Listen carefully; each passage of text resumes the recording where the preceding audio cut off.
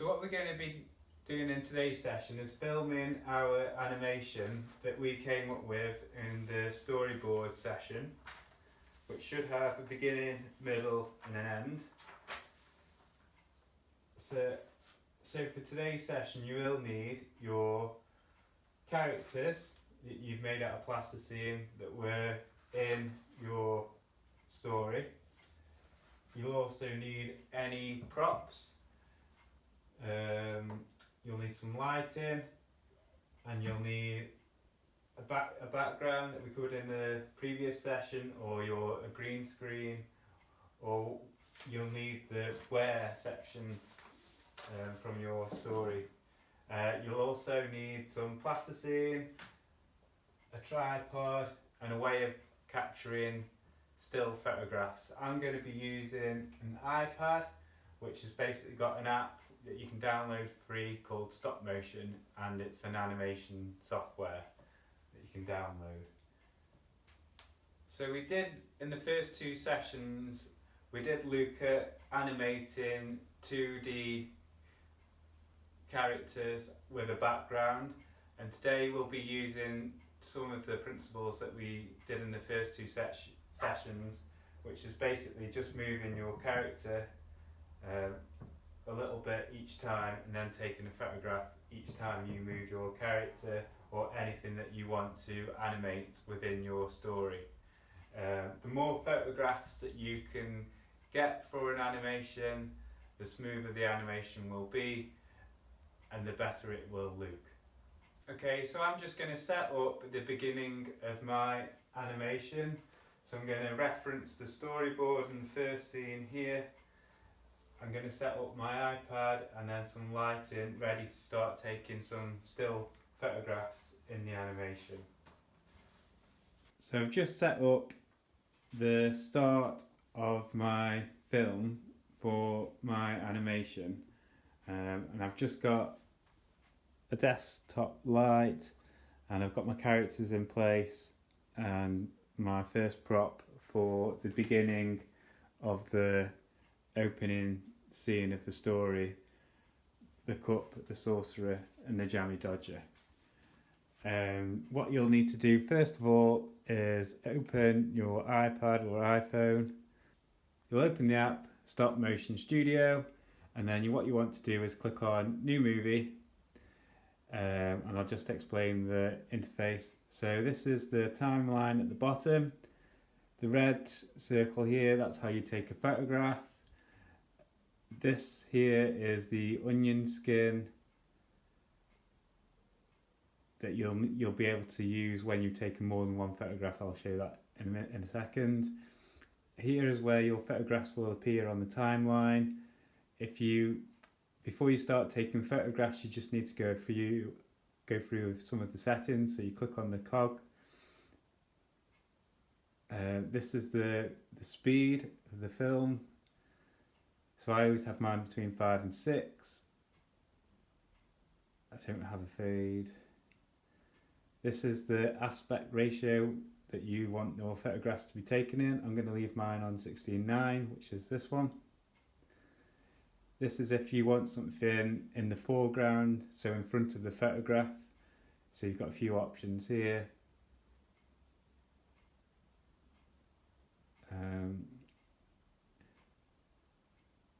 I'll just take a photograph.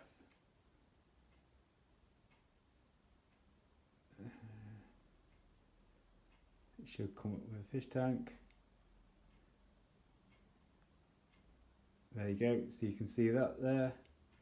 But I don't want that. I'll get rid of that in a second. Just to go back, I'm not going to have any colour changes, so I'm going to keep that like that, and then I'm going to have the photograph shot in standard definition. You can go up to HD or 4K, but I don't think I need to.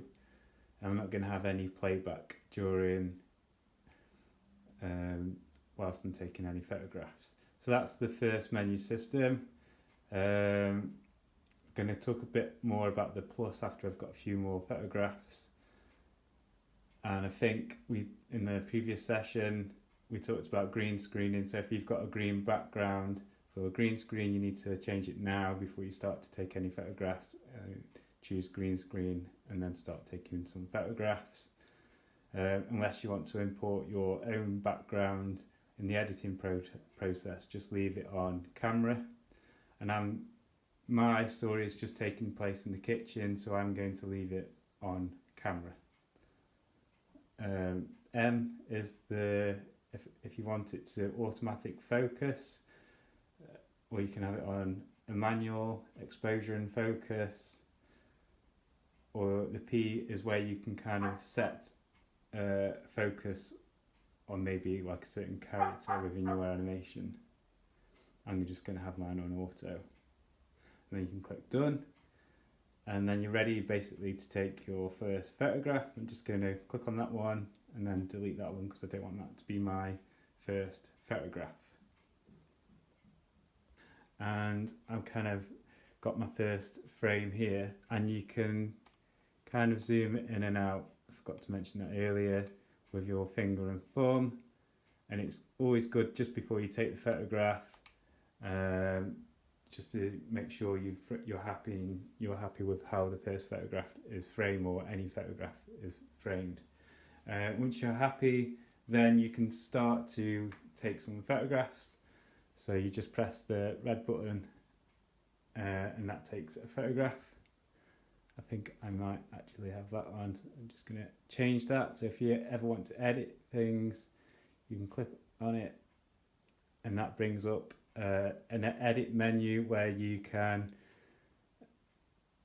copy a photograph or cut a photograph and then paste it, or you can reverse it so it flips it, or you can erase it, or you can delete it, or you can select one or multiple photographs if you wanted to have the same scene again, or you can even insert your own photographs. So I'm just going to click on delete because I don't want the background. I've got to change it, so I'm going to go back into settings, go to foreground and select none.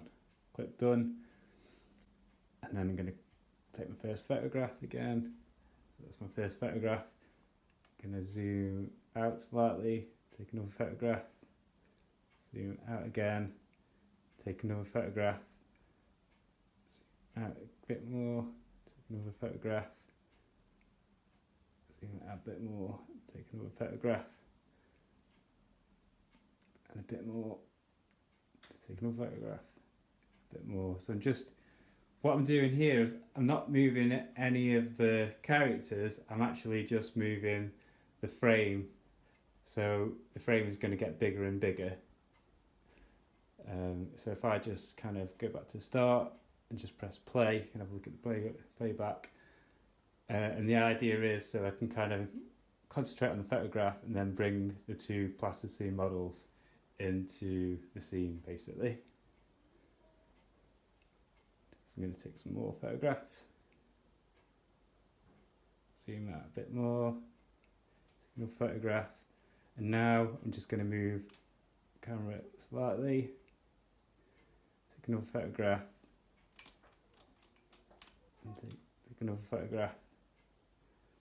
Again, the more photographs that you can take, the smoother your animation. Now I'm not going to record every single photograph that I take because obviously everyone's story is going to be different depending on your storyboard and where it took place and what you're doing.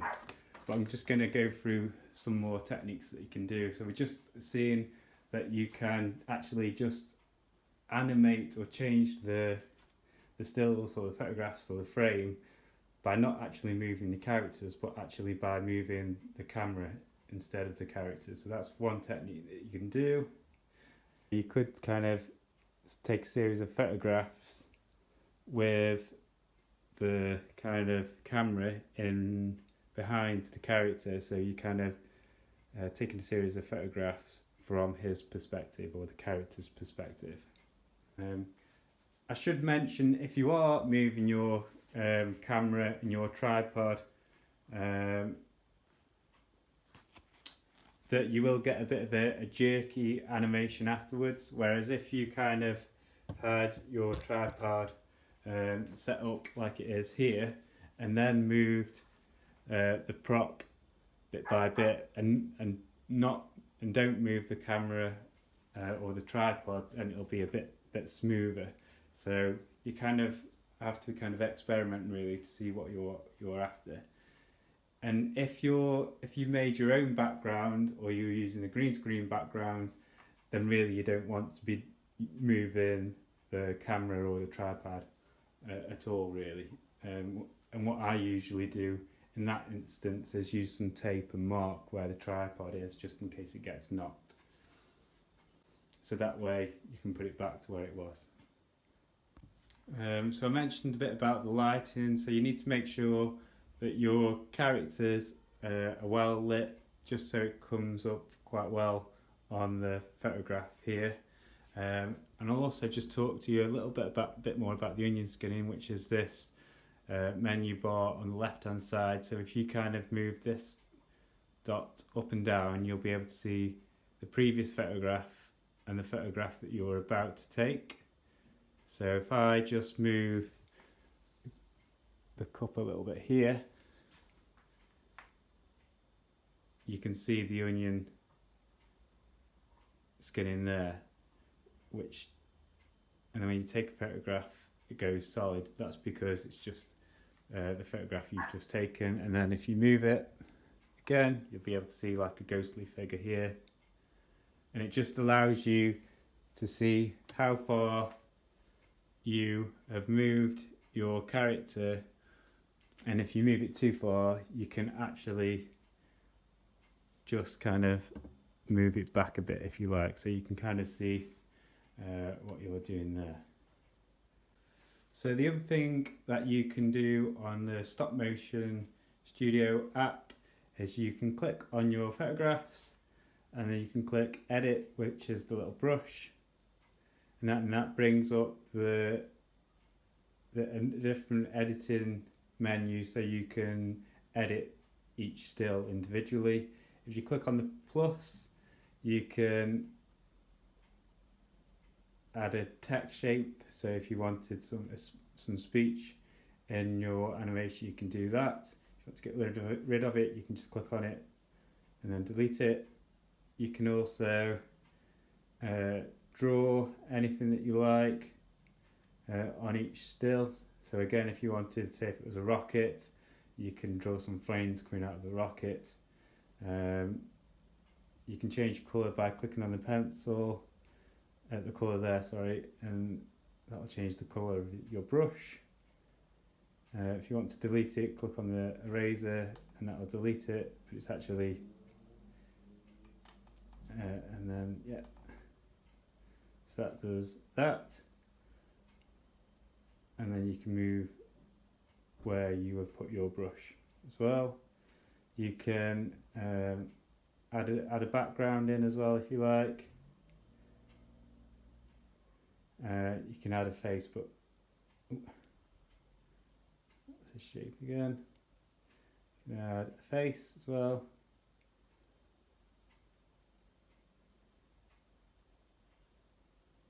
I don't really use much of that, so delete that. You can delete the drawing.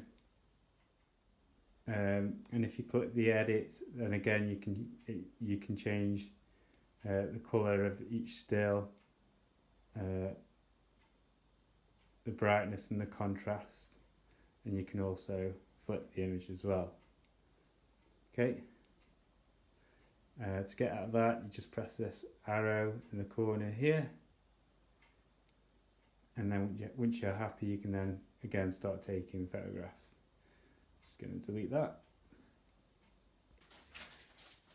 So what I'm going to do now is I'm going to actually take a series of photographs to make my animation from the beginning, middle and end, following the storyboard that I wrote, and then I will show you what I've made and explain a few more of the processes that you can do on the Stop Motion Studio app. So if you want to move anything or change anything around on your animation, you can do it like this. So you can click on the still where you want to move, click, select here, and then just move the timeline, and it selects all the images that you've taken that you want to move, cut and paste basically. So I want to cut these, so I've cut them. I'm going to move them near the start, just because I want to introduce this character a bit earlier than. So I'm going to find one of my end scenes here, click, and then I'm going to click paste. You can also add in audio if you like. You can either click on there and click on the audio there, or you can click on the plus here and you can add in audio, and it brings in a drop down list of lots of different audios that you can use for your animation. But for some reason I can't hear them on my iPad. For some reason it doesn't work. I'll just show you a bit of the animation that I've made. So here on the opening scene I just moved the camera, and now I've just started to animate the two characters, the Jammy Dodger and the cup. I haven't added any audio or text yet. This is the new scene that I just moved, just because I wanted to introduce the evil mug, and you got a sense that he's just pinched the saucer, hopefully. And now the characters are looking for the animation, and again I've kept the tripod still here, and I'm just moving characters. On this scene I've moved the camera behind and then just panned around the kitchen, and again I've just been moving through my storyboard and using that as a reference, so I know which scene to take and which order to shoot them.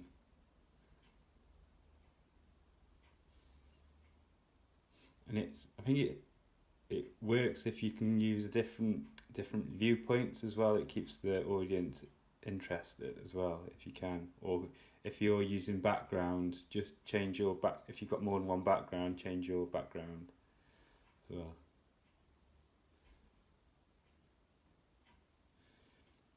Just to give you an idea of how many photographs there's in this animation, there's about 750 photographs for a 2-minute animation.